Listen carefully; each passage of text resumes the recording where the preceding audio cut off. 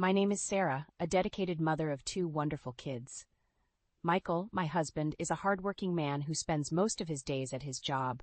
We have a lovely 3-year-old daughter named Lily, and our youngest, Mia, is just a year old. Life is generally good for our ordinary family, but there's one thing that constantly nags at me. My mother-in-law, Linda. It feels like Linda comes over at the most inconvenient times, especially during dinner preparation. Without much warning, she walks into our home, just as she often does. It's not a fixed schedule, but she shows up around this time frequently enough that Lily hardly even looks away from her favorite cartoon. "Sarah, is this fried food again?" Linda's disapproval is evident. "That's not good. It's so oily. You need to take better care of Michael's stomach when he comes home tired from work. It's not good for the grandkids either." "But Lily really likes it," I reply hesitantly. "Well, that's because you only feed her junk. Look, I've made a creamy vegetable stew and minestrone for you. It's essential for the kids to get used to Western food from an early age." Linda starts setting the table with the large containers of creamy stew and minestrone she brought. It's a lot, enough to last for at least 3 days, and I feel a little down just looking at the stew, which is mostly just carrots and cabbage. "Come on, stop daydreaming. I'll take the food you made home with me, so go ahead and pack it up. It's not tasty, but we can't waste food." This is routine. Last time she visited unexpectedly, she replaced my clam chowder with her own fried chicken. Holding the still-warm container, she left without even looking at her grandchildren. Once the front door closed, Lily turned to me softly. "Grandma took my fried chicken again." My heart aches seeing my daughter's sad face. "Don't worry, there's a little bit of meat left. Just wait a moment." Yay! As I heat up the oil again, I feel relieved seeing Lily's joyful reaction to my words. However, my inner dissatisfaction remains. Linda has been overly intrusive since my marriage, but it's gotten worse over the last year. Every week, she shows up unannounced during dinner prep time. Initially, she would just criticize my cooking and parenting, then leave her creams due on the counter. But for the past 6 months, she started taking my food home with her, effectively ruining our meal. I can't imagine Linda, who lives alone since my father-in-law passed away, eating all 3 servings. She's probably throwing it away. As I prepare baby food and distract the kids, I manage to cook. It's tough, but seeing my family's happy faces keeps me going. Yet my fried chicken, braised pork, mapo tofu, and hamburgers, all of it gets taken away. I grew up in a family that ran a restaurant, and my dad taught me how to cook. So I'm confident in my culinary skills. And yes, I think my food tastes better than Linda's overly sweet creams do. It irks me to have my skills negated by her. But with Lily and Mia in the picture, I've been struggling to stand up to Linda, their grandma. More cream stew? Michael, who comes home after the kids have gone to sleep, makes a face when he sees dinner. Since only Lily's share of fried chicken was left, I served Michael a large platter of the cream stew. What can I do? It's what Linda brings over. If you don't like it, you tell her. "Yeah, I guess."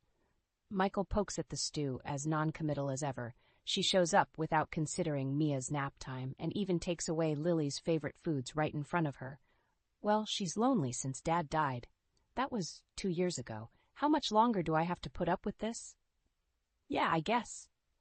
Michael is usually reliable, but he avoids confrontation when Linda is involved. Another pointless conversation goes by, and I let out a deep sigh. The only silver lining is that she hasn't suggested moving in. One day, tired of the same old routine, Linda says something different when she drops by during dinner as usual. "Sarah, this Christmas, everyone's gathering at our place." "What?" I exclaim in surprise.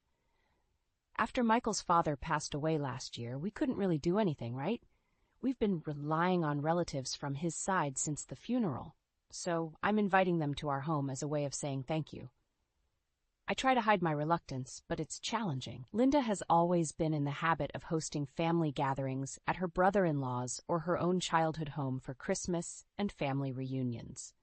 Hosting it at her place is a significant change.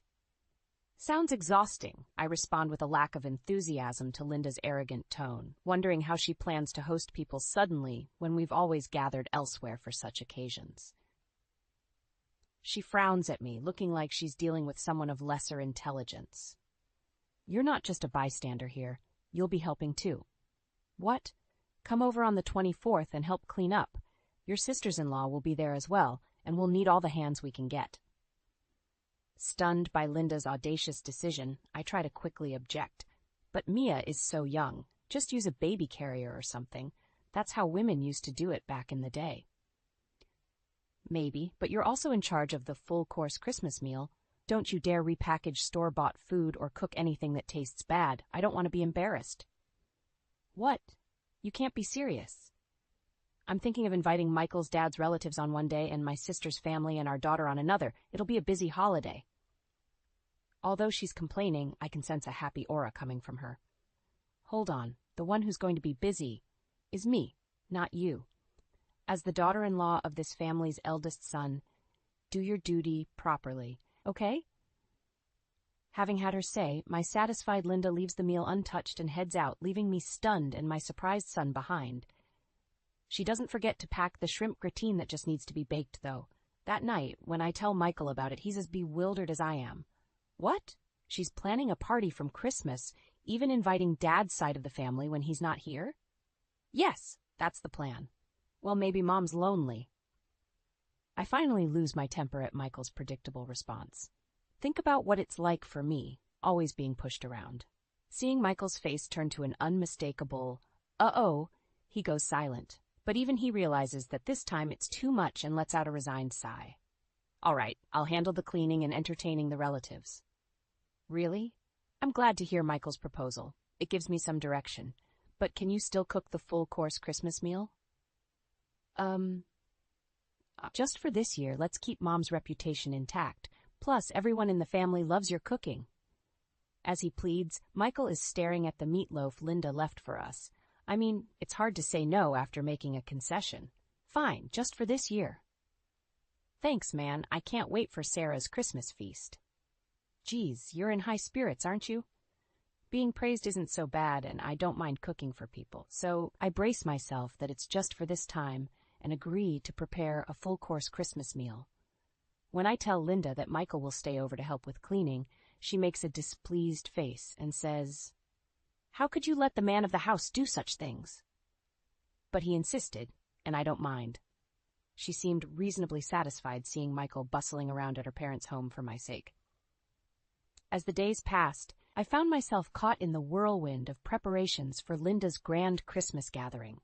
The pressure was building, and I couldn't help but feel overwhelmed. Linda's constant suggestions and instructions about the menu were driving me crazy. Sarah, don't forget the creamed spinach, and make sure to prepare a fancy salad. Oh, and we can't have Christmas without a traditional roast, can we? I nodded, feeling like I was slowly losing control over the holiday meal I had reluctantly agreed to prepare. It was supposed to be a collaborative effort with Linda, but it felt more like she was taking over everything. Michael tried to mediate between us, but it was challenging. He wanted to keep the peace and make everyone happy, but I could see the tension building in him as well. Our relationship was strained, and it seemed like Linda's presence was taking a toll on our marriage. One evening, after a particularly exhausting day of shopping for ingredients and decorations, Michael and I sat down to talk. Sarah, I know this is tough, but please try to understand Mom's perspective.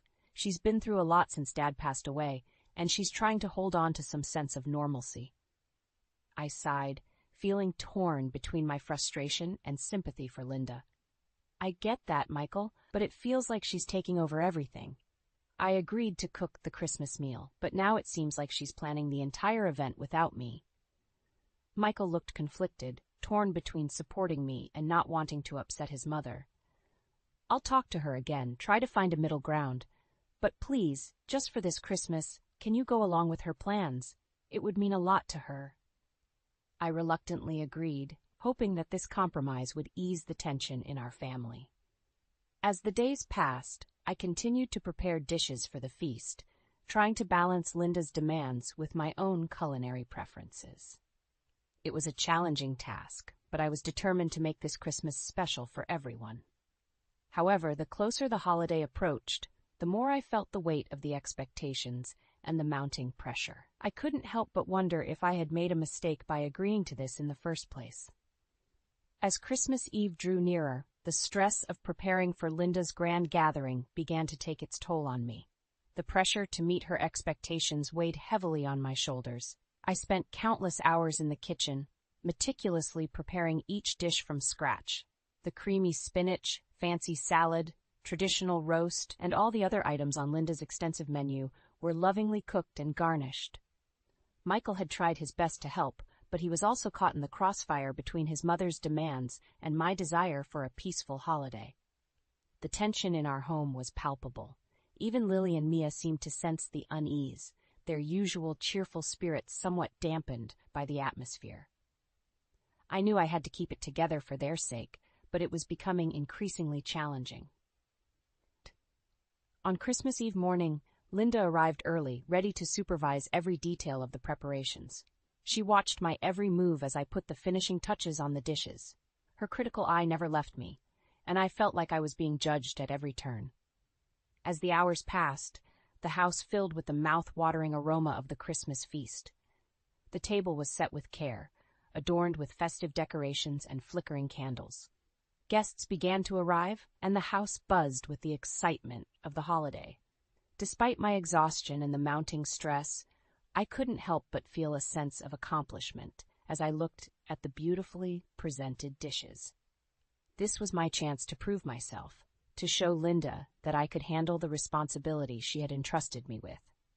As the meal began, the first few bites were met with polite compliments from the guests. Linda's face lit up with satisfaction as she received praise for her meticulously planned Christmas gathering. I kept a watchful eye on Michael, who was doing his best to mediate between his mother and me. But as the meal progressed, something unexpected happened. Sophia, Linda's sister, began to compliment the dishes one by one, praising their flavors and presentation. She seemed genuinely impressed by the food. Sophia's words caught the attention of the other guests, and soon the entire table was filled with compliments and appreciation for the meal. Linda's smile faltered as she realized that the credit for the delicious food was being showered on me, not her. I watched as Linda's face turned from satisfaction to frustration. She had been so focused on maintaining her reputation as the perfect host that she hadn't noticed the genuine joy and gratitude from the guests. It was a bittersweet moment for me, as I had finally earned the recognition I craved, but it had come at the cost of Linda's disappointment.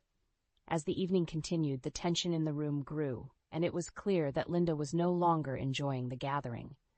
Michael tried to defuse the situation, but the damage had been done. In the end, I couldn't help but feel a sense of relief. I had proven myself as a capable cook and had earned the respect of Linda's relatives. It was a small victory, but it meant the world to me. As the guests departed, I couldn't help but wonder what the future held for our family. The holiday had brought both joy and conflict, and it was clear that our relationship with Linda would never be the same. The days following the Christmas gathering were filled with a palpable tension in our household. Linda had been noticeably distant, and our interactions were strained. It was clear that she was still upset about the events of that evening. Michael, caught in the middle of the conflict between his mother and me, tried his best to mediate. He urged Linda to talk to me and address her feelings, but she remained stubbornly silent. One evening, after Linda had left our home, Michael and I sat down to discuss the situation. It had become increasingly clear that the rift between Linda and me needed to be resolved. "Sarah, I think it's time for a conversation with Mom," Michael said, his voice filled with concern. "This tension is tearing our family apart, and it's not healthy for any of us." I nodded in agreement, feeling the weight of the situation on my shoulders. "You're right, Michael. It's been hard on all of us, especially the kids. But I don't know how to approach her. She's been so distant and unwilling to talk." Michael sighed, running a hand through his hair in frustration. "I'll talk to her again and try to convince her to sit down with you. Maybe if I'm there as well, we can have an open and honest conversation." I appreciated Michael's willingness to help, and we made plans to confront Linda together. It was clear that something needed to change for the sake of our family's well-being. A few days later, we gathered in Linda's living room, the atmosphere heavy with tension. Linda looked uncomfortable, but she agreed to the meeting. Michael took the lead, addressing Linda gently but firmly.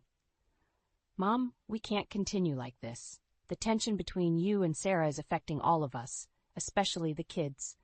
We need to find a way to resolve our differences and move forward as a family." Linda remained silent for a moment, her gaze fixed on the floor. Finally she spoke, her voice filled with a mixture of frustration and sadness. "I just wanted everything to be perfect for Christmas. I didn't mean to overshadow Sarah's efforts or make her feel like she wasn't appreciated." I took a deep breath, choosing my words carefully. "Linda, I understand that you wanted the best for the family, but it became overwhelming for me. I felt like my efforts were being dismissed, and it created a lot of stress.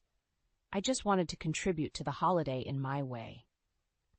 Tears welled up in Linda's eyes as she looked at me. "I didn't realize how much I was hurting you. I'm so sorry, Sarah. I never meant for it to come to this." We continued to talk, addressing our feelings and concerns openly and honestly.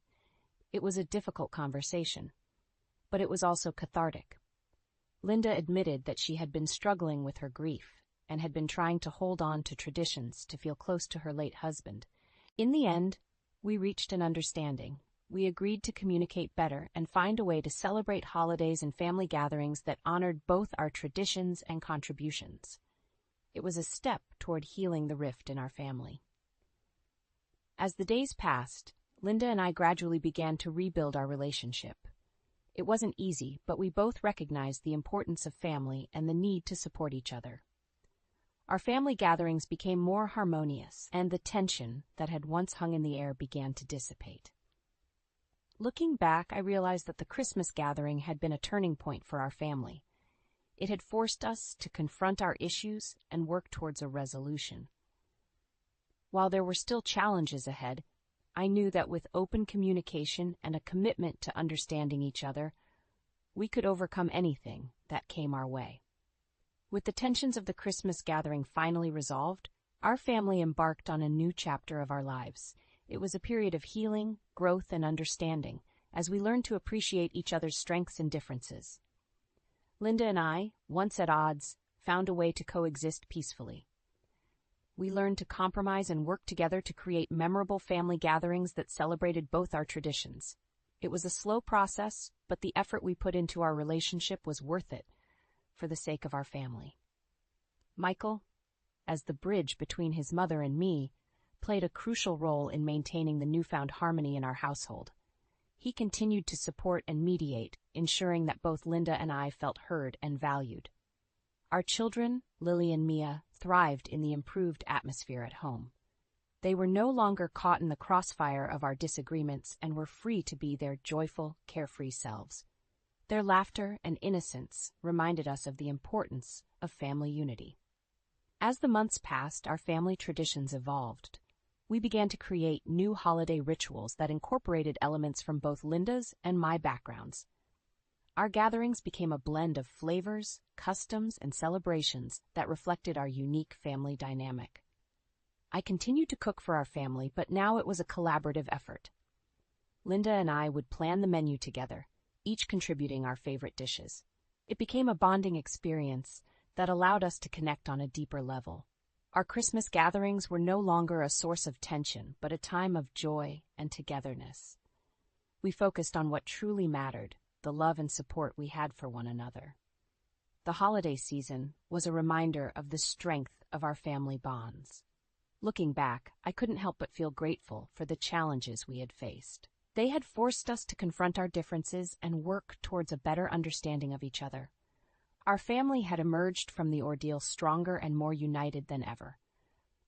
As the years went by, our family continued to grow and change. Lily and Mia were joined by a new sibling, a little brother named Max. Our household was filled with the laughter and chaos of raising 3 children, and our family traditions continued to evolve. Through it all, Linda, Michael, and I remained a united front, dedicated to providing our children with a loving and supportive environment. We had learned that family was not about perfection, but about embracing each other's imperfections and finding strength in our differences. And so our family journey continued, filled with love, laughter, and the promise of a brighter future. We had weathered the storms of the past and emerged stronger than ever. ready to face whatever challenges lay ahead.